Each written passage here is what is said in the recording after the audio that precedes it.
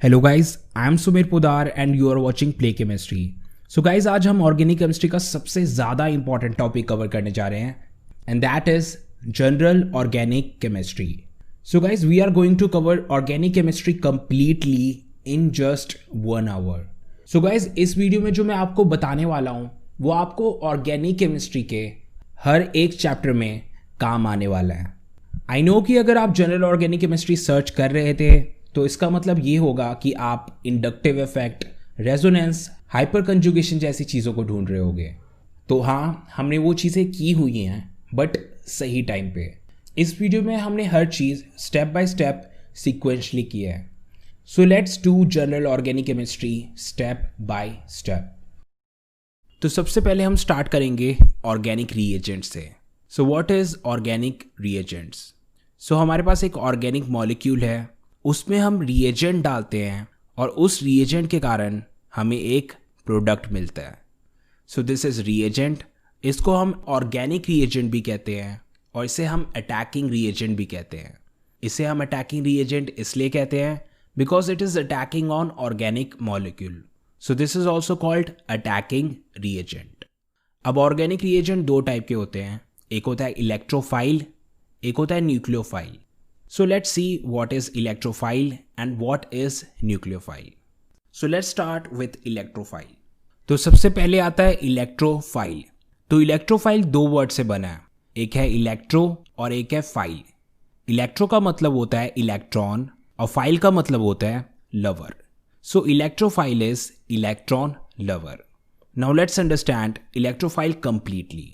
Electrophile में electron की कमी होती है और इलेक्ट्रॉन की कमी होने के कारण इसे हम कहेंगे इलेक्ट्रॉन डेफिशिएंट। इलेक्ट्रॉन की डेफिशिएंसी होने के कारण ये वहाँ पे अटैक करता है जहाँ पे इसे इलेक्ट्रॉन मिले। तो इलेक्ट्रोफाइल को जहाँ कहीं भी इलेक्ट्रॉन दिख जाए ये वहाँ पे अटैक करेगा। So this is electrophile, this is electron lover. अब इलेक्ट्रोफाइल के दो एग्जाम्पल हैं Cl+, CS3+। ये दोनों इलेक्ट्रोफाइल हैं, इन दोनों में इलेक्ट्रॉन की कमी है। So this is electrophile. अब इलेक्ट्रोफाइल दो टाइप्स के होते हैं, एक होता है पॉजिटिवली चार्ज इलेक्ट्रोफाइल और एक होता है neutral electrophile. So let's do positively charge electrophile first. So first one is positively charge electrophile. So positively charge electrophile को पहचानने का तरीका ये है कि उस पर पॉजिटिव चार्ज होगा। So let's see these electrophile CS3+, Cl+, Br+ and NO2+। तो इन सभी पे पॉजिटिव चार्ज लगा हुआ है। So these are positively charged electrophile. So let's do an example. अब हमें ये देखना है कि ये इलेक्ट्रॉन डेफिशिएंट है कि नहीं, क्योंकि अगर ये इलेक्ट्रॉन डेफिशिएंट होगा तभी इसे हम एक इलेक्ट्रोफाइल मानेंगे। सो let's see this one CS3+। तो सबसे पहले CS3+ को एक्सपैंड करके इस तरीके से ड्रॉ करो। So now you can see this CS3+ के पास 3 बॉन्ड्स हैं, यानी कि इस पे टोटल 6 इलेक्ट्रॉन्स हैं और कार्बन को स्टेबिलिटी के लिए टोटल 8 इलेक्ट्रॉन्स की ज़रूरत होती है, पर इस कार्बन पे सिर्फ 6 इलेक्ट्रॉन्स हैं, यानी कि ये कार्बन इलेक्ट्रॉन डेफिशिएंट हुआ। और अगर ये इलेक्ट्रॉन डेफिशिएंट हुआ तो इसे हम इलेक्ट्रोफाइल कहेंगे। सो CS3+ इज एन इलेक्ट्रोफाइल। और इसी तरह से यहाँ पे जितने भी इलेक्ट्रोफाइल हैं all of them are electron deficient. अब नेक्स्ट है neutral electrophile. So neutral electrophile के एग्जाम्पल्स हैं बोरोन ट्राइफ्लोराइड और carbon dioxide, BF3 and CO2। So neutral का क्या मतलब होता है? न्यूट्रल का मतलब होता है no charge. So neutral electrophile पे कोई भी चार्ज नहीं है। You can see boron hydride, you can see carbon dioxide, दोनों में चार्ज नहीं लगा हुआ है। So both of them are neutral electrophile, but अभी भी हमें से इलेक्ट्रोफाइल प्रूव करना है। So let's see carbon dioxide. अब इस कार्बन डाइऑक्साइड को एक्सपैंड करके देखो। सो एक्सपैंड करने पे ये कुछ इस तरीके से दिखेगा। सो इस कार्बन के अराउंड टोटल 4 बॉन्ड्स हैं, यानी कि इसके पास टोटल 8 इलेक्ट्रॉन्स हैं। तो इसका तो ये मतलब हुआ कि कार्बन टोटली स्टेबल है, इसका ऑक्टेट कंप्लीट है, इसके पास टोटल 8 इलेक्ट्रॉन्स हैं। So how is it an electrophile? तो फिर ये इलेक्ट्रोफाइल कैसे हुआ? कार्बन के दोनों साइड 2 ऑक्सीजन्स हैं and both of them are very electronegative. तो ऑक्सीजन कार्बन के इलेक्ट्रॉन्स को अपनी ओर खींचने लगेगा, जिस कारण से कार्बन पे इलेक्ट्रॉन की कमी आ जाएगी। So carbon will become electron deficient. So CO2 is an electrophile. अब बारी है बोरोन ट्राइफ्लोराइड की। तो ये है बोरोन ट्राइफ्लोराइड का स्ट्रक्चर। अब बोरोन के अराउंड टोटल 3 बॉन्ड्स हैं, यानी कि इसके पास 6 इलेक्ट्रॉन्स हैं। तो ये इलेक्ट्रॉन डेफिशिएंट हुआ। और साथ में है ये p ऑर्बिटल। ये p ऑर्बिटल वेकेंट है एंड इट नीड्स इलेक्ट्रॉन, तो again it is electron deficient. So boron trifluoride भी इलेक्ट्रॉन डेफिशिएंट है। So it is an electrophile. So अब हम इलेक्ट्रोफाइल को सम अप करते हैं। So electrophile is an electron loving species. इसमें इलेक्ट्रॉन की कमी होती है and it is very reactive. So this is our first reagent, electrophile. अब नेक्स्ट है nucleophile. So what is nucleophile? इसे हम इस एग्जाम्पल के साथ समझते हैं। तो न्यूक्लियोफाइल इलेक्ट्रोफाइल का कंप्लीट ऑपोजिट होता है। इलेक्ट्रोफाइल में इलेक्ट्रॉन्स की कमी होती थी और न्यूक्लियोफाइल में इलेक्ट्रॉन्स एक्सेस में होते हैं। So nucleophile is electron rich. So nucleophile के पास एक्सेस इलेक्ट्रॉन होता है and it wants to donate these excess electron. So इसलिए न्यूक्लियोफाइल को हम इलेक्ट्रॉन डोनर भी कहते हैं। सो न्यूक्लियोफाइल को पहचानने के 2 तरीके हैं। एक है लोन पेयर और दूसरा है नेगेटिव चार्ज। NH3 पे लोन पेयर है और OH नेगेटिव पे नेगेटिव चार्ज है, तो ये दोनों न्यूक्लियोफाइल हैं। Now let's see all type of nucleophile. तो न्यूक्लियोफाइल 3 टाइप के होते हैं, negatively charge nucleophile, neutral nucleophile and ambident nucleophile. So let's see each of them one by one. तो सबसे पहले आता है नेगेटिवली चार्ज्ड न्यूक्लियोफाइल। सो इसके एग्जाम्पल हैं H negative, OH negative, RO negative, hydride, alcohol and alkoxy. अब इस negative charge का मतलब ये है कि इनके पास इलेक्ट्रॉन एक्सेस में है and this negative charge is sine of nucleophile. अब नेक्स्ट है न्यूट्रल न्यूक्लियोफाइल। न्यूट्रल का मतलब कि इस पे कोई चार्ज नहीं होगा। So let's C neutral nucleophile, NH3 and H2O, ammonia and water. Now let's expand both of them. तो ये है NH3। NH3 पे जो ये लोन पेयर है, दीज आर एक्सेस इलेक्ट्रॉन, तो इसके कारण इसे हम कहेंगे न्यूट्रल न्यूक्लियोफाइल। न्यूट्रल इसलिए क्योंकि इस पर कोई चार्ज नहीं एंड न्यूक्लियोफाइल इसलिए क्योंकि इस पर एक्सेस इलेक्ट्रॉन्स हैं। एंड वाटर पे हमारे पास 2 लोन पेयर्स हैं and lone pair is a sign of nucleophile और अगेन वाटर पे कोई चार्ज नहीं, so it is neutral nucleophile. अब इसी तरीके से ROH और RNH2 ये दोनों भी न्यूक्लियोफाइल हैं। सो ROH पे ये जो 2 डॉट्स ऊपर नीचे लगे हैं, दीज आर लोन पेयर। सो इस पे भी लोन पेयर प्रेजेंट है और दूसरे वाले पे भी लोन पेयर प्रेजेंट है। So both of them are nucleophile. So ये था हमारा न्यूट्रल न्यूक्लियोफाइल। अब नेक्स्ट है ambident nucleophile. So what is an ambident nucleophile? Normal nucleophile पे हमारे पास एक ही एटम पे लोन पेयर्स होते थे, पर इस न्यूक्लियोफाइल में एक लोन पेयर कार्बन पे है, एक लोन पेयर नाइट्रोजन पे है। तो ये न्यूक्लियोफाइल कार्बन से भी अटैक कर सकता है और नाइट्रोजन से भी अटैक कर सकता है। सो इसके पास 2 अटैकिंग साइट्स हैं। So this is cyanide and this is a special type of nucleophile और इसे हम कहते हैं एम्बीडेंट न्यूक्लियोफाइल। तो हमने न्यूक्लियोफाइल कर लिया। सो हमारे जितने भी रिएजेंट्स थे वो हो गए electrophile as well as nucleophile.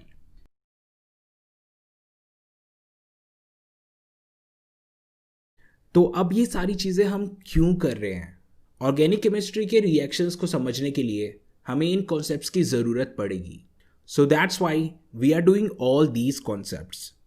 तो सबसे पहले हम देखते हैं एक नॉर्मल सा organic reaction.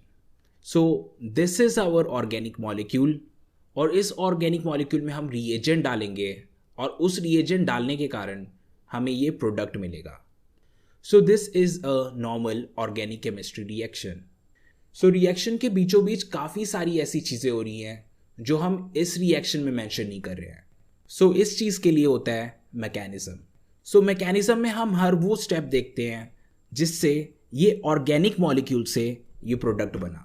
So I am giving you an example of organic reaction mechanism. So ये है हमारा ऑर्गेनिक मॉलिक्यूल, इस पे हमने रिएजेंट डाला and we get reaction intermediate. So this is something which is made in between of the reaction. ये reaction के बीचों बीच बना, but this is not our final product. हमें फाइनली ये नहीं मिलने वाला. अब इस रिएक्शन इंटरमीडिएट में चेंजेस आएंगे जिसके कारण से हमें प्रोडक्ट मिलेगा. So this is now complete reaction. पहले ऑर्गेनिक मॉलिक्यूल से बना रिएक्शन इंटरमीडिएट, फिर रिएक्शन इंटरमीडिएट से बना product. So this is the complete reaction. So ये रिएक्शन इंटरमीडिएट है क्या? Reaction intermediate is something that is made in between of the reaction, जो रिएक्शन के बीचों बीच बने. और रिएक्शन इंटरमीडिएट की ये स्पेशलिटी होती है कि ये काफ़ी अनस्टेबल होता है. So let's see all type of reaction intermediates. तो सबसे पहला है कार्बोकेटायन, दूसरा है कार्बेनायन, तीसरा है फ्री रेडिकल, फोर्थ है कार्बीन और फिफ्थ है नाइट्रीन. So let's learn about each reaction intermediate step by step. So the first one is carbocation. तो कार्बोकेटायन का क्या मतलब हुआ? तो कार्बोकेटायन में दो वर्ड्स हैं, एक है कार्बो, एक है कैटायन. कार्बो मीन्स कार्बन और कैटायन मीन्स पॉजिटिव चार्ज. सो कार्बोकेटायन में हमारे पास एक कार्बन होता है जिस पे पॉजिटिव चार्ज होता है. So let's look at this example. So this is CH3CH2Cl. अब हम इसे ब्रेक करेंगे. We know that Cl is more electronegative than carbon. तो क्लोरीन इस बॉन्ड के दोनों इलेक्ट्रॉन अपनी ओर ले जाएगा. तो इस कारण से क्लोरीन पे नेगेटिव चार्ज आ गया और कार्बन पे पॉजिटिव चार्ज आ गया. So finally we get this compound CH3CH2+. अब ये जो CH3CH2+ है ये है carbon with a positive charge. So this is carbocation. सो इसी तरह से ये भी कार्बोकेटायन है, सभी पे कार्बन पे पॉजिटिव चार्ज है. So all of these are carbocation. अब चलते हैं हम दूसरे रिएक्शन इंटरमीडिएट पे एंड दैट इज कार्बेनायन. तो कार्बेनायन दो वर्ड से बना है, एक है कार्ब और एक एनायन. कार्ब मीन्स कार्बन और anion means negative charge. So carbanion is a species जिसमें कार्बन के साथ नेगेटिव चार्ज हो. So let's see this compound. So CH3CH2 negative, ये हुआ एक कार्बेनायन. सो इसी तरीके से ये सारे भी कार्बेनायन हुए बिकॉज इसमें कार्बन के साथ नेगेटिव चार्ज लगा हुआ है. So this is carbanion. अब नेक्स्ट है फ्री रेडिकल. फ्री रेडिकल हम ऐसे स्पीशीज को कहते हैं जिसपे एक अनपेयर्ड इलेक्ट्रॉन हो. सो दिस इज एन एलिमेंट और इस पे सिर्फ एक इलेक्ट्रॉन लगा है. सो एक इलेक्ट्रॉन का मतलब ये हुआ कि ये वाला इलेक्ट्रॉन अनपेयर्ड है. So this is a free radical. Now let's look at this compound. So this is a chlorine. UV light के प्रेजेंस पे ये स्प्लिट होगा. अब ये कैसे स्प्लिट होगा? ये स्प्लिट होगा होमोलिटिकली. इसका मतलब ये बराबरी से स्प्लिट होगा. तो इस बॉन्ड का मतलब हुआ इसमें दो इलेक्ट्रॉन है और दो इलेक्ट्रॉन में से एक इलेक्ट्रॉन जाएगा इस क्लोरीन पे और दूसरा इलेक्ट्रॉन जाएगा इस क्लोरीन पे. So finally we get this. We get two chlorine free radical. So दोनों क्लोरीन पे एक एक इलेक्ट्रॉन है. So this is a free radical. इसी तरीके से ये सारे कंपाउंड्स भी फ्री रेडिकल होंगे. सो दिस इज फ्री रेडिकल. अब चलते हैं हम फोर्थ रिएक्शन इंटरमीडिएट पे and this is carbene. So carbene में हमारे पास एक कार्बन होता है और उस पर दो इलेक्ट्रॉन्स होते हैं. So this is a carbon with a lone pair. तो इस टाइप के स्पीशीज को हम कहते हैं कार्बीन. नाउ लेट्स सी कि ये कैसे बनता है. So we have a compound CH2N2. अब जब ये स्प्लिट होगा तो इसमें से नाइट्रोजन रिलीज हो जाएगा. So we will get CH2 and N2. So ये वाला कंपाउंड है carbene. So we get a carbene from this compound.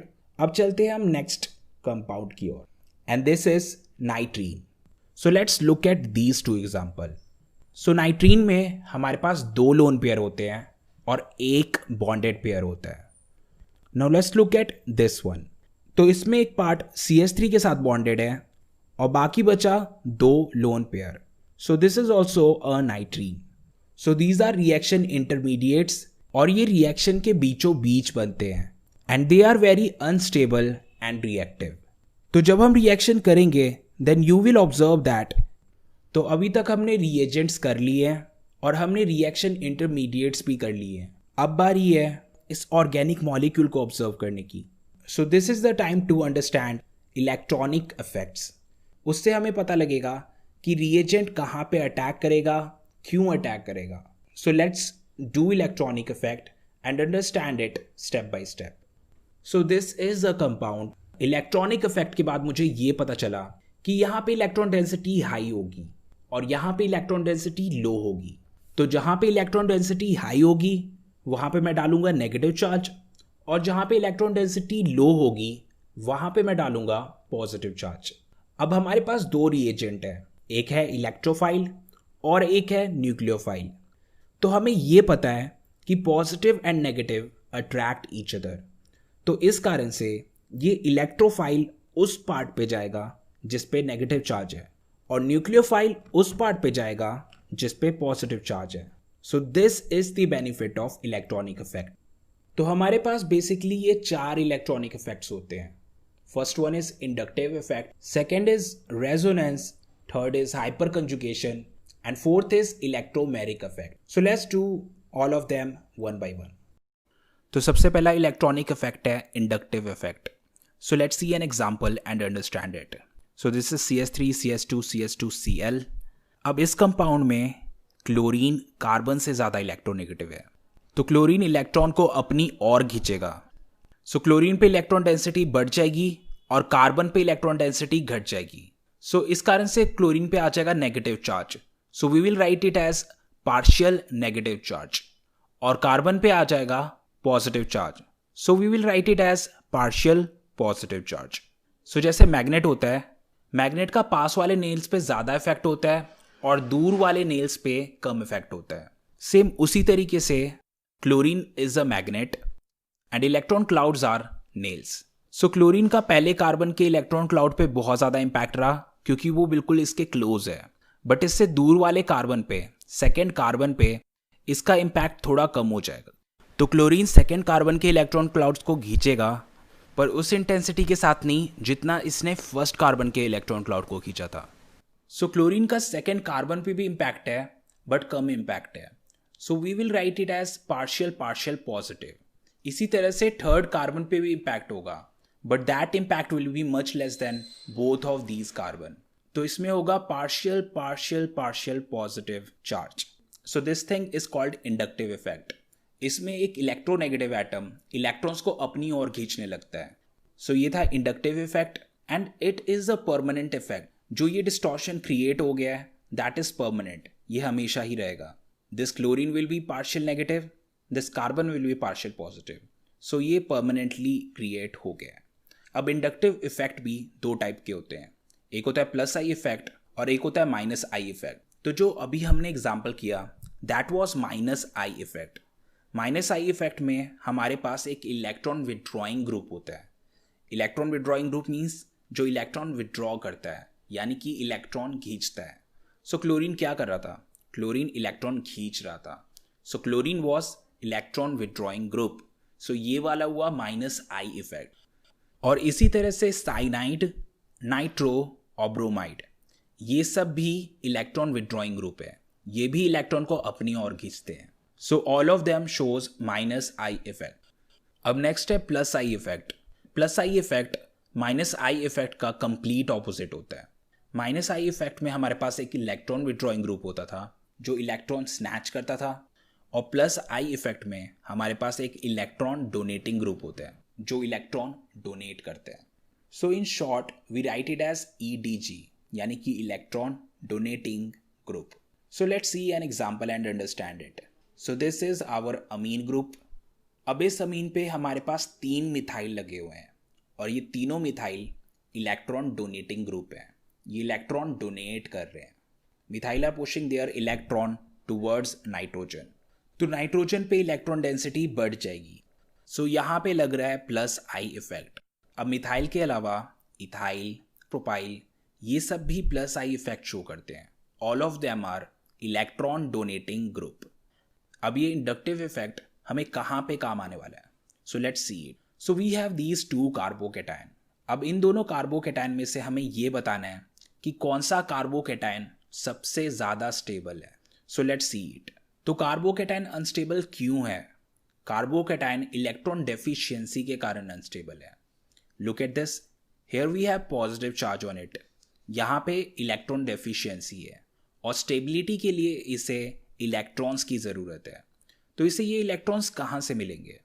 So we have CH3 around it, we have methyl around it. Methyl क्या करता है? Methyl अपने electron push करता है। सो इसके पास जो इलेक्ट्रॉन होंगे ये पुश करेगा। तो मिथाइल इलेक्ट्रॉन डोनेटिंग ग्रुप है, ये इलेक्ट्रॉन डोनेट कर रहा है। और जब ये इलेक्ट्रॉन डोनेट करेगा तो इस कार्बोकेटाइन की इलेक्ट्रॉन डेफिशिएंसी खत्म हो जाएगी। सो ये वाला कार्बोकेटाइन बहुत स्टेबल हो जाएगा क्योंकि इसके पास तीन मिथाइल्स हैं। बट दूसरे वाले केस को देखते हैं। दूसरे वाले केस में हमारे पास सिर्फ 2 मिथाइल हैं और ये मिथाइल स्टेबिलिटी में हेल्प करेंगे। It will not make it as stable as the first one वाले में 3 मिथाइल थे बट इस वाले में सिर्फ 2 मिथाइल हैं। So it will be comparatively less stable than the first one. तो ये था stability of carbocation. Next is stability of carbon ion. So we have these 2 compounds, ये दोनों के दोनों कार्बन आयन है, दोनों पे नेगेटिव चार्ज है। नेगेटिव चार्ज का ये मतलब हुआ कि इस कार्बन पे इलेक्ट्रॉन डेंसिटी हाई है और इलेक्ट्रॉन डेंसिटी हाई होने के कारण ये अनस्टेबल है। Now look at these methyl groups. यहाँ पे 3 मिथाइल ग्रुप है और मिथाइल ग्रुप क्या होते हैं? Electron donating group. तो ये अपने इलेक्ट्रॉन इस कार्बन की ओर पुश कर रहे हैं। तो उससे क्या होगा? इस कार्बन पे इलेक्ट्रॉन डेंसिटी पहले ही हाई थी, अब और भी ज़्यादा हाई हो जाएगी। तो इससे क्या हुआ? This carbon ion became highly unstable. Now look at this second one. So यहाँ पे हमारे पास 2 मिथाइल है which is less than the previous one. So ये 2 मिथाइल अपने इलेक्ट्रॉन पुश कर रहे हैं, they are electron donating group, हमें पता है। But it will not affect this carbon ion as much as the first one क्योंकि वहाँ पे 3 मिथाइल थे और यहाँ पे सिर्फ 2 मिथाइल हैं। So the first one was highly unstable and the second one is comparatively less stable. तो इसका ये मतलब हुआ that second one is more stable than the first one. तो इंडक्टिव इफेक्ट यहाँ पे काम आता है। So let's see next application of inductive effect. So next is stability of acid. So we have 2 acids here. अब इन दोनों में कार्बोक्सिलिक एसिड लगा हुआ है। So what actually makes them acid? This part. अगर ये H पॉजिटिव को यानी कि प्रोटॉन को इजीली लूज कर देता है then it is a good acid. So इन दोनों में से जो कोई भी H पॉजिटिव को इजीली लूज कर दे that will be the best acid. अब हमें ये पता लगाना है कि इन दोनों में सबसे ज़्यादा एसिडिक कौन है। तो सबसे पहले दोनों को एक्सपैंड करो। So let's look at the first one. So we have chlorine around this carbon. और क्लोरीन का क्या काम होता है? It is electron withdrawing group, ये इलेक्ट्रॉन्स अपनी ओर स्नैच करता है। So we have 3 chlorines here, यानी कि हमारे पास 3 इलेक्ट्रॉन विड्रॉइंग ग्रुप है। So they will snatch electron towards them. So इसके रिटर्न में क्या होगा? This carbon will snatch electron from this carbon and this carbon will snatch electron from this oxygen. अब ये ऑक्सीजन क्या करेगा? This oxygen will snatch electrons from this hydrogen और इस कारण से ये दोनों इलेक्ट्रॉन चले जाएंगे ऑक्सीजन की ओर और हाइड्रोजन के पास इलेक्ट्रॉन बचेगा नहीं and this H will leave as H positive. So 3 chlorine के कारण इसमें इतनी इलेक्ट्रॉन डेफिशिएंसी क्रिएट होगी कि H पॉजिटिव इस कंपाउंड को छोड़ देगा। सो this compound is very acidic. अब हम चलते हैं नेक्स्ट कंपाउंड पे। सो इस कंपाउंड में हमारे पास 2 क्लोरीन, तो ये 2 क्लोरीन भी इलेक्ट्रॉन डेफिशिएंसी क्रिएट करेंगे but not more than the previous one. So yes, H positive will leave this compound but it will not be as acidic as the previous one. पहले वाले में 3 electron withdrawing group थे और दूसरे वाले में 2 electron withdrawing group. So the first one is more acidic and second one is comparatively less acidic. तो ये था acidic strength. अब next है basic strength. So let's do it. Now let's look at these 2 compound. Now we have these amine groups. अब इन दोनों पे lone pair लगा हुआ है। अब lone pair के कारण ये होंगे लुईस बेस। जो अपना लोन पेयर इजीली डोनेट कर दे that is a good base. So let's see which one is a good base. तो सबसे पहले वाले में हमारे पास 3 मिथाइल ग्रुप्स हैं और तीनों मिथाइल क्या हैं? Electron donating group. So they will push their electron towards nitrogen. So nitrogen पे इलेक्ट्रॉन डेंसिटी बढ़ जाएगी। अब इस नाइट्रोजन पे जो लोन पेयर है that is very likely to donate that lone pair. So that's what make it a very very strong base. अब next देखते हैं। नेक्स्ट वाले में सिर्फ 2 मिथाइल ग्रुप्स हैं। सो इसमें इलेक्ट्रॉन डेंसिटी बढ़ेगी but not as much as the first one. तो ये वाला भी लोन पेयर्स डोनेट करेगा but not as strongly as the first one. So अगर बेसिसिटी की बात करें first one is more basic than the second one. तो ये था strength of base. So this was our first electronic effect, inductive effect. अब चलते हैं हमारे नेक्स्ट इलेक्ट्रॉनिक इफेक्ट पे, एंड दैट इज रेजोनेंस. अब नेक्स्ट इलेक्ट्रॉनिक इफेक्ट है रेजोनेंस. सो रेजोनेंस एक ऐसा इलेक्ट्रॉनिक इफेक्ट है जिससे कंपाउंड काफ़ी स्टेबल हो जाता है. सो दिस इज बेंजीन, और इस पे होता है रेजोनेंस. सो बेंजीन में ये डबल बॉन्ड्स ऑल्टरनेटली प्लेस्ड हैं, यानी कि डबल बॉन्ड्स एक गैप के बाद है. So this is a sign of resonance. तो इसमें रेजोनेंस होगा. अब देखते क्या होगा.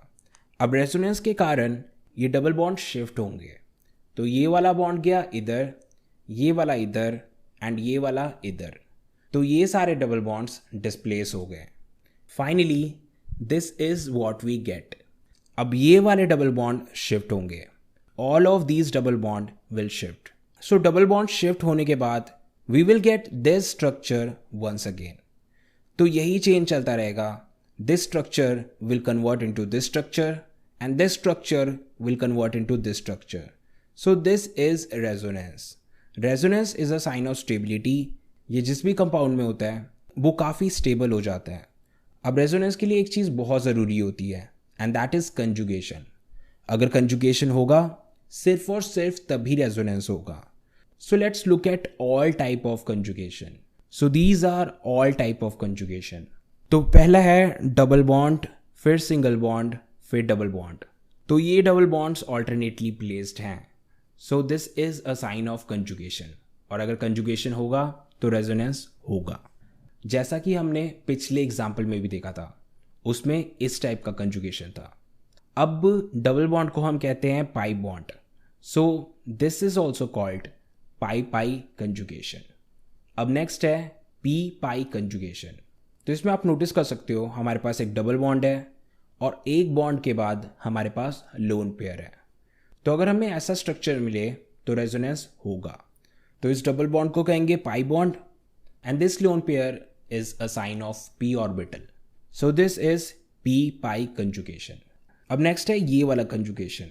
अब यहाँ पे एक डबल बॉन्ड है और एक बॉन्ड के बाद हमारे पास पॉजिटिव चार्ज है. सो अगर ये होगा तो रेजोनेंस होगा. So these are all type of conjugation. अगर ये होंगे सिर्फ और सिर्फ तभी रेजोनेंस होगा, वरना नहीं होगा. तो रेजोनेंस के लिए कंजुगेशन ज़रूरी है. कंजुगेशन नहीं होगा तो रेजोनेंस नहीं होगा. Now look at this compound. इसमें पहले डबल बॉन्ड है, फिर सिंगल बॉन्ड, फिर दोबारा सिंगल बॉन्ड, और फिर बाद में double bond. So this compound is not in conjugation. Conjugation के लिए डबल बॉन्ड ऑल्टरनेटली प्लेस्ड होना चाहिए, पर यहाँ पे डबल बॉन्ड ऑल्टरनेटली नहीं है. So this is not in conjugation, यानी कि इस पे रेजोनेंस नहीं होगा. Now next electronic effect. So let's do hyper conjugation. तो हाइपर कंजुगेशन क्या है? So let's do an example and understand it. So this is propene. अब इस प्रोपीन में हमारे पास एक डबल बॉन्ड है. So this is double bond, और डबल बॉन्ड के बाद इस वाले कार्बन को हम अल्फा कार्बन कहेंगे. और अल्फा कार्बन पे ये जो हाइड्रोजन्स लगे हैं, these hydrogens are called alpha hydrogens.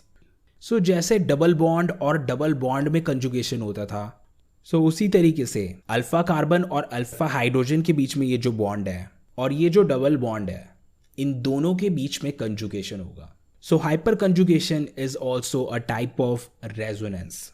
So let's do it step by step. So ये अल्फा कार्बन और अल्फा हाइड्रोजन के बीच में जो बॉन्ड है, इसे इधर शिफ्ट कर दो. सो हमने शिफ्ट कर दिया.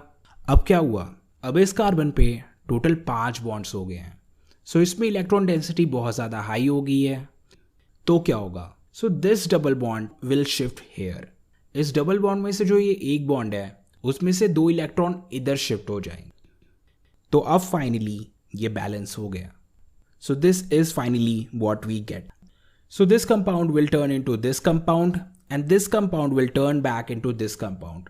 तो यही वाला चेंज चलता रहेगा. Both of them will interconvert into each other. So this is hyperconjugation. पर अब नोटिस करने वाली बात यह है कि अल्फा कार्बन और अल्फा हाइड्रोजन के बीच में अब कोई बॉन्ड एग्जिस्ट करता ही नहीं है. So that's why it is also called bondless resonance. इसमें रेजोनेंस हो रहा है बट रेजोनेंस के टाइम में एक बॉन्ड गायब ही हो गया। And it is also called sigma pi conjugation, क्योंकि ये वाला बॉन्ड सिग्मा बॉन्ड है और ये वाला बॉन्ड पाई बॉन्ड है। So this is sigma pi conjugation. Question ये आता है कि बॉन्ड ना होते हुए भी ये दोनों कैसे कनेक्टेड है। भले ही इन दोनों के बीच में से इलेक्ट्रॉन निकल गया हो, बट फिर भी इन दोनों के बीच में ओवरलैपिंग अभी भी एग्जिस्ट करती है। So that's why both of them are connected. इसमें से सिर्फ इलेक्ट्रॉन डीलोकलाइज हो गया है, बट ओवरलैपिंग अभी भी एग्जिस्ट करती है। जिस कंपाउंड में हाइपर कंजुगेशन होता है वो कंपाउंड काफ़ी स्टेबल हो जाता है। So hyper conjugation is a sign of stability. Now let's do some application of hyper conjugation and understand it. So let's do stability of alkene. So we have these alkenes. So ये सारे alkenes हैं। So we have double bond in each of them. Now encircle alpha carbon in all of them. So these are all alpha carbons. अब alpha carbon पे जो hydrogen लगे हैं they R alpha hydrogen. तो जितने ज़्यादा alpha hydrogen होंगे उतने बारी हाइपर कंजुगेशन होगा, और जितने बारी हाइपर कंजुगेशन होगा उतनी ज़्यादा स्टेबिलिटी होगी। So we have this compound. इसमें है 3 alpha hydrogen. Now let's move to the next one. इसमें हमारे पास 3 अल्फा हाइड्रोजन इधर और 3 अल्फा हाइड्रोजन है इधर, तो इसमें है टोटल 6 अल्फा हाइड्रोजन। अब इस कंपाउंड की बारी। We have 3 alpha hydrogen here and 3 alpha hydrogen here and 3 alpha hydrogen here. So यहाँ पे हमारे पास total 9 alpha hydrogens. Now last one. इस वाले में हमारे पास 6 अल्फा हाइड्रोजन इधर है और 6 अल्फा हाइड्रोजन इधर है। So we have total 12 alpha hydrogen in it. तो जितने ज़्यादा अल्फा हाइड्रोजन होंगे उतनी ज़्यादा स्टेबिलिटी होगी। So let's number each of them, first, second, third and fourth. तो stability wise fourth is the most stablest, then third one, then second one and then first one. So this is the concept of hyper conjugation. तो अब तक हमने 3 electronic effect कर लिए हैं and this is our third electronic effect. अब next electronic effect, it's electromeric effect.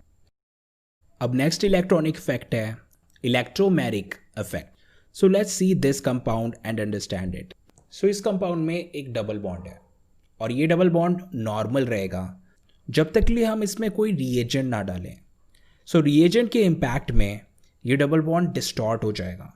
So let's say कि ए और बी में से बी ज़्यादा इलेक्ट्रोनेगेटिव है, तो रिएजेंट डालने के कारण this bonds electron will shift towards B.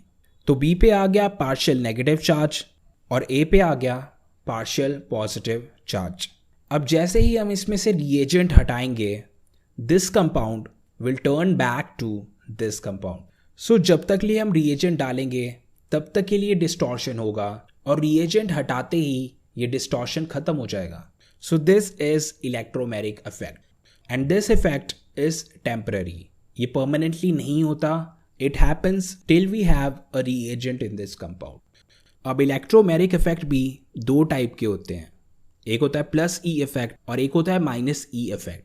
So let's see what's the difference. So plus E effect में रिएजेंट इलेक्ट्रोफाइल होता है और माइनस ई इफेक्ट में रिएजेंट न्यूक्लियोफाइल होता है। So let's see plus E electromeric effect first.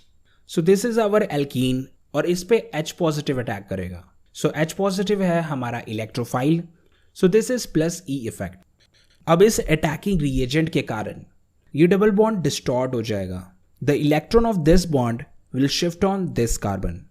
तो इससे क्या होगा, इस कार्बन पे आ जाएगा पॉजिटिव चार्ज और इस कार्बन पे आ जाएगा negative charge.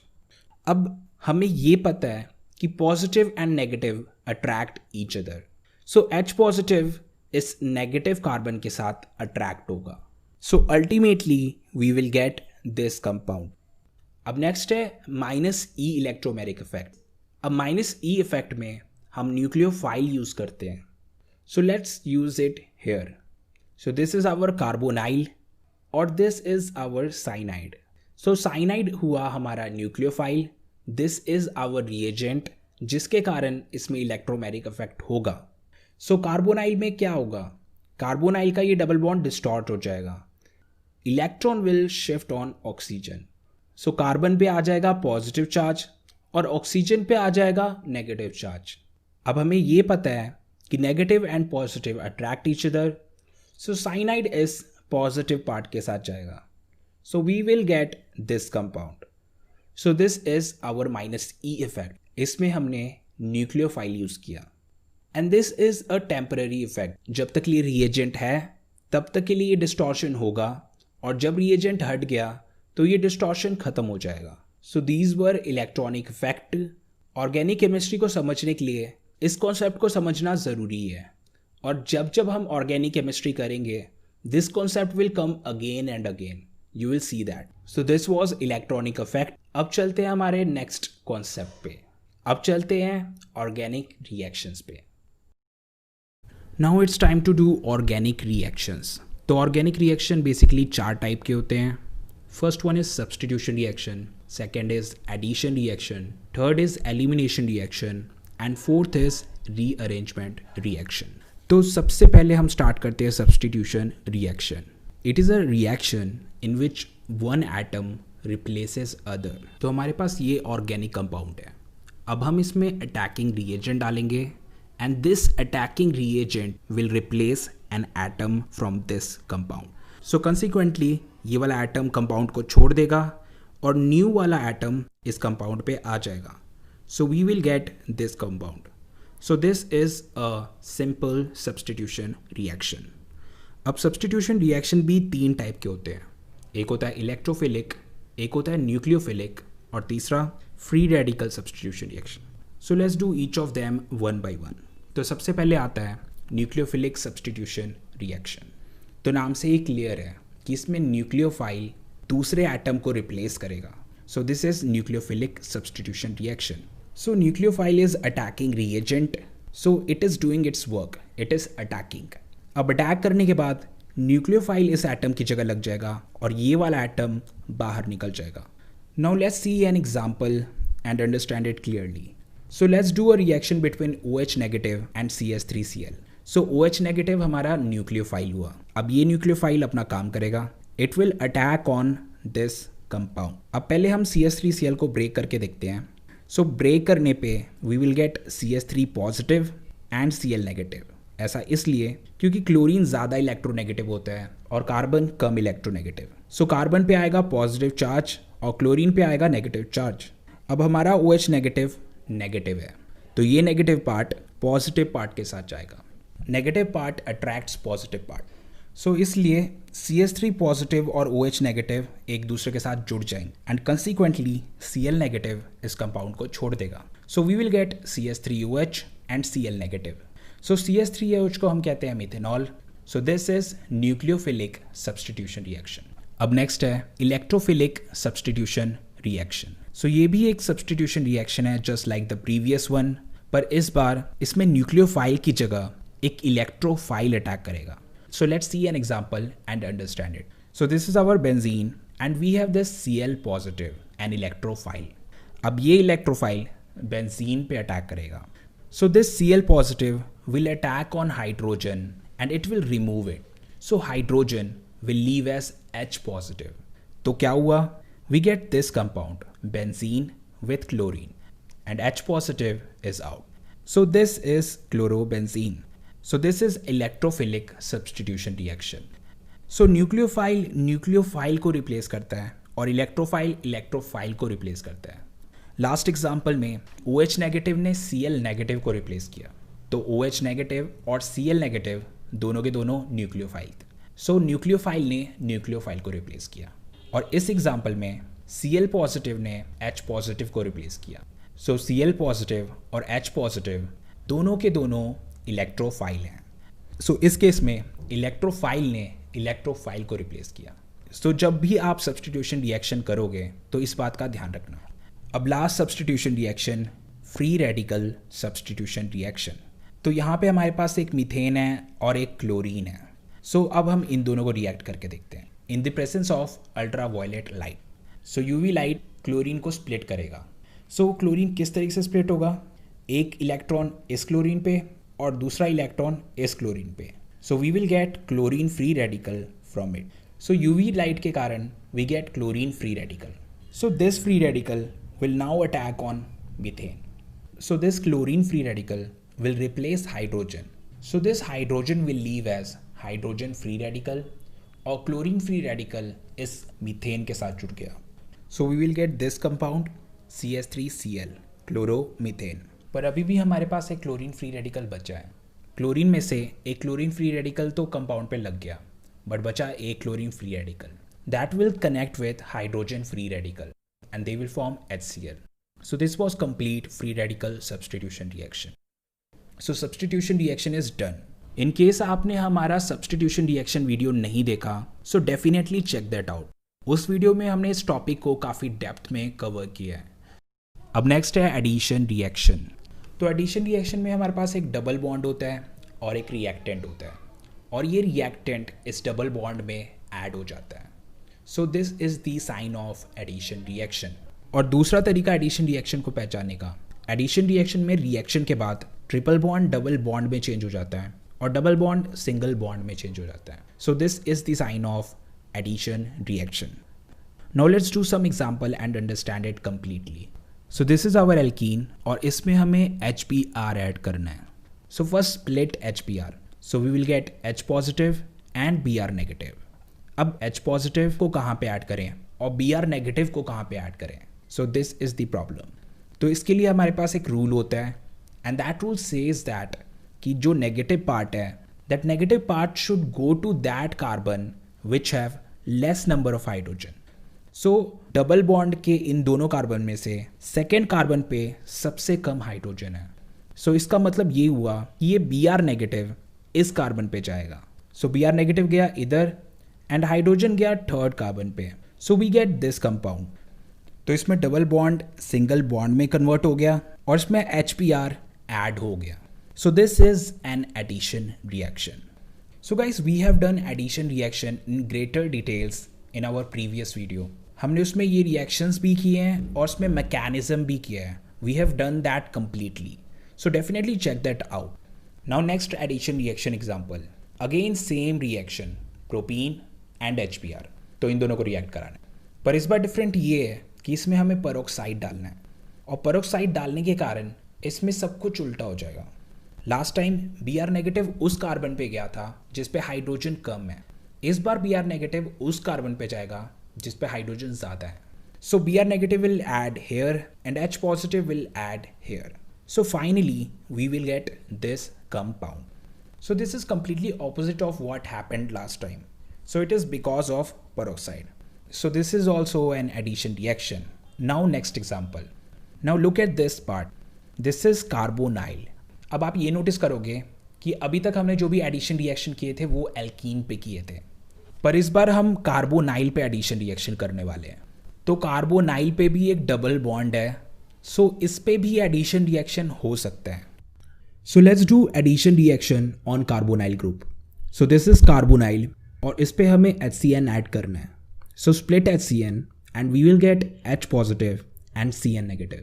Now look at this CO part. Oxygen is electronegative than carbon. तो क्या होगा? इस बॉन्ड के दोनों इलेक्ट्रॉन ऑक्सीजन की ओर चले जाएंगे एंड कार्बन इलेक्ट्रॉन डेफिशिएंट हो जाएगा. सो इस कारण क्या हुआ? So carbon became positive and oxygen became negative. अब नेगेटिव के साथ पॉजिटिव अट्रैक्ट होता है, so cyanide will go towards C positive and H positive will go toward O negative. So we get this compound. तो इसमें भी addition reaction हुआ. तो एडिशन रिएक्शन होता है डबल ट्रिपल बॉन्ड पे, जैसे कि एल्कीन एल्काइन और कार्बोनाइल ग्रुप.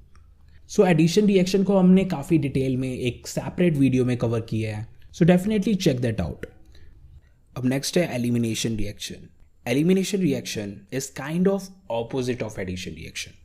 एडिशन रिएक्शन में हम ऐड करते थे और एलिमिनेशन रिएक्शन में हम एलिमिनेट करते हैं. सो एडिशन रिएक्शन में डबल बॉन्ड सिंगल बॉन्ड में कन्वर्ट होता था, एलिमिनेशन रिएक्शन में सिंगल बॉन्ड डबल बॉन्ड में कन्वर्ट होता. So this is our compound bromobutane. अब इसमें हमें एलिमिनेशन रिएक्शन करना है. सो एलिमिनेशन रिएक्शन करने के लिए हमें इसमें एक रिएजेंट डालना पड़ेगा and that reagent is KOH alcoholic. KOH alcoholic के कारण इसमें एलिमिनेशन होगा. कॉन्सिक्वेंटली ये H और Br एलिमिनेट हो जाएंगे. सो KOH डालने के कारण ये H और Br एलिमिनेट हो जाएंगे और इन दोनों के बीच में एक और बॉन्ड ऐड हो जाएगा. So we will get this compound a butene. Now let's look at one more example. So this is an alcohol compound propanol और इसमें हमें एलिमिनेशन रिएक्शन करना है. So एलिमिनेशन रिएक्शन करने के लिए हमारे को इसमें एक रिएजेंट डालना पड़ेगा and that reagent is H2SO4. So H2SO4 डालने के कारण ये H और OH कंपाउंड से निकल जाए. So consequently there will be one more bond here. So we will get this compound और साथ में बनेगा H2O. So H2SO4 डालने के कारण इसमें से H और OH पार्ट निकले थे और ये दोनों मिलके बनाते हैं H2O. So H2SO4 को हम डिहाइड्रेटिंग एजेंट भी कहते हैं, यानी कि ये वाटर को रिमूव कर. So H2SO4 के कारण इसमें से वाटर एलिमिनेट हुआ. So this is also called dehydration elimination reaction. So these two examples are enough for this video.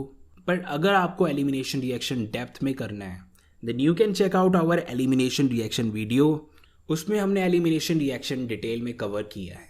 तो अब तक हमने सब्स्टिट्यूशन रिएक्शन कर लिया, एडिशन रिएक्शन कर लिया, एलिमिनेशन रिएक्शन कर लिया. Now let's look at another reaction, rearrangement reaction. तो रीअरेंजमेंट का आपको मतलब पता होगा. सो रीअरेंजमेंट का मतलब होता है रीअरेंज करना, यानी कि दोबारा अरेंज करना. So let's look at this example. So this is a primary carbocation और इसमें rearrangement reaction होगा. So this is a methyl. अगर इस मिथाइल को हम rearrange करें so ये मिथाइल चले जाएगा इधर. So we will get this. Methyl को शिफ्ट करने पे अब इस कार्बन पे इलेक्ट्रॉन डेफिशिएंसी क्रिएट होगी एंड इस कार्बन पे इलेक्ट्रॉन डेफिशिएंसी खत्म हो गई. So now we get positive charge here. सो इस रिएक्शन में हुआ रीअरेंजमेंट रिएक्शन. तो पहले तो ये प्राइमरी कार्बोकेटायन था पर अब ये बन गया है टर्शरी कार्बोकेटायन. अब क्योंकि कार्बोकेटायन स्टेबल होना चाहता है so it will spontaneously change into tertiary carbocation. So इस रिएक्शन में हमें कोई रिएजेंट डालने की ज़रूरत नहीं है. Methyl shift will happen automatically so that this primary carbocation changes into tertiary carbocation. So इसमें जो रीअरेंजमेंट रिएक्शन हुआ है दैट हैपेंड spontaneously. अब next rearrangement reaction. So this is butane और इसमें हमें रीअरेंजमेंट रिएक्शन करना है. So this is not a carbocation, this is a normal organic compound. तो इसमें रीअरेंजमेंट रिएक्शन अपने आप नहीं होगा. We need to put some reagent so that इसमें रीअरेंजमेंट रिएक्शन हो. तो इसमें हमने डाला AlCl3. सो AlCl3 डालने के कारण इसमें मिथाइल शिफ्ट होगा. अब ये वाला मिथाइल सेकेंड कार्बन पे शिफ्ट हो जाएगा. So we will get this compound. तो इसमें रीअरेंजमेंट रिएक्शन हो गया and we get 2 methyl propane. अब इस रिएक्शन को हम आइसोमराइजेशन रिएक्शन भी कहते हैं. अब ऐसा क्यों? Because these two are isomers. Both of them have same molecular formula but different structure. So their formula is C4H10. इसका भी C4H10 एंड इसका भी C4H10. सो इसको हम आइसोमराइजेशन रिएक्शन भी कहते हैं. So rearrangement reaction is done. So we have done all of the organic reactions completely. So जितने भी ऑर्गेनिक केमिस्ट्री में आपको रिएक्शंस मिलेंगे वो इन्हीं चारों में से कोई एक होंगे. सो अब आप ऑर्गेनिक केमिस्ट्री के जितने भी रिएक्शंस करोगे उसमें आप इस बात को नोटिस करना. बाय द वे, अगर आपको आइसोमेरिज्म डिटेल में करना है then you can watch our this video. We have done isomerism completely in that video. So this is everything A to Z you need to know about organic chemistry. Guys, organic chemistry starts from this video. If you make these concepts strong, you will definitely understand entire organic chemistry. So that's why we took so much time to understand this concept. आने वाले जितने भी organic chemistry video हैं सभी में इस concept की ज़रूरत पड़ेगी. So guys, this is basics of organic chemistry. So if you like this video then like, comment and share. Don't forget to subscribe and press the bell icon. So I'm Sumir Podar and you are watching Play Chemistry.